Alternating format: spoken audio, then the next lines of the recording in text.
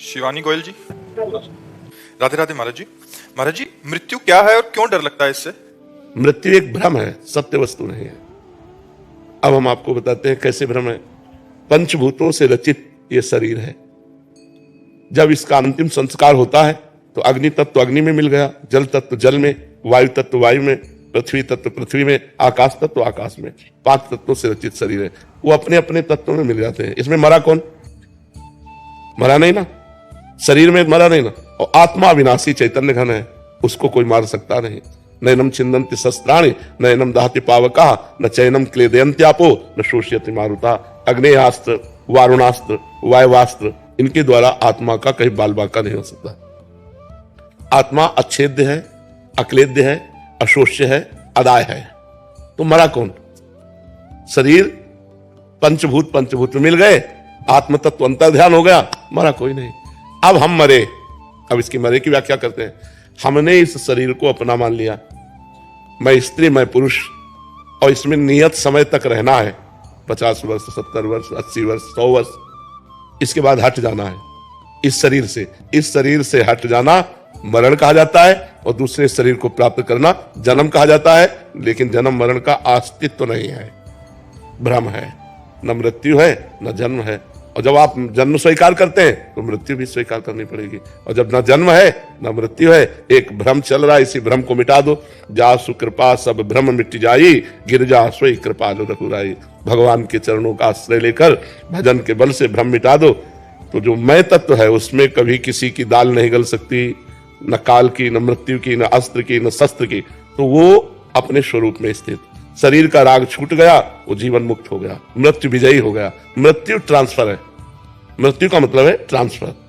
यही है अगला जन्म, और ये छोड़ना हुआ मृत्यु। मृत्यु और जन्म एक भ्रम है, अज्ञान जनित है। जब तक ये नष्ट नहीं होगा अज्ञान, तब तक ये क्रम परंपरा चलती रहेगी। जैसे स्वप्न में एक आदमी समुद्र में डूब रहा है। अब उसके बचाने का उपाय क्या है? वो जोर से चिल्ला पड़ा, मैं डूब रहा हूं, बचाओ। अब जितने जागने वाले हैं, अब क्या उपाय कर सकते हैं? समुद्र के आसपास वो अपने को देख रहा है कि मैं समुद्र में डूब रहा हूं, हल्ला मचा रहा है कि आसपास लोग हैं, मुझे बचा लें। और वो आवाज जोर से निकल पड़ी उसकी स्वप्न में, मैं पानी में डूब रहा हूं, समुद्र में, मुझे बचाओ। अब हम तैराक लावें या नाविक लावें, ये क्या करें? तो एक केवल उपाय है, जगा दो से। जगा दो। तो एक बूंद पानी नहीं था, जहां डूब के मर रहा था एक बूंद पानी नहीं था, केवल स्वप्न था। नहीं, तुमा कहूं मैं अनुभव अपना, सत हरि भजन जगत सब सपना। ये पहले रूप नहीं था, 60 वर्ष पहले ये रूप नहीं था। अब आगे पता नहीं कितने मिनट बाद ये रूप नहीं रहेगा। ये बीच में केवल भाषित हो रहा है, इसलिए सपना है। अगर ज्ञान के द्वारा देखो तो जैसे आपकी गाड़ी आपके पैसे के अनुसार है, ऐसे गाड़ी है। खूब बढ़िया दान पुण्य भजन किए हो तो तेजस्वी स्वरूप, और रुपया पैसा खान पान सब दुनिया का वैभव सब सुख एकत्रित है। गाड़ी है, तुम थोड़ी हो। आत्मा तो जैसे हमारी वैसी चींटी की, जैसे हमारी वैसी सुअर की, जैसे हमारी वैसी चराचर जीव की। आत्मा तो एक ही है। अनेक शरीर दिखाई दे रहे हैं। जैसे सूर्य एक है और घड़े करोड़ों रखे हों तो करोड़ सूर्य भासते हैं, है नहीं, सूर्य तो एक है। ऐसे ही परमात्मा जिसे आत्मा कहते हैं वो एक है, ये करोड़ों घड़े हैं। हम श्री जी के अंश है महाराज जी। हाँ बच्चा, या जैसे कि हम श्री जी के अंश है, तो हम क्या श्री जी? अभी तुम शरीर धरा से बोल रहे हो, इसलिए समझ नहीं पाओगे कि तुम अंश हो। तुम बात जो कर रहे हो वो सुनी हुई बात कर रहे हो, और शरीर धरा से बात कर रहे हो।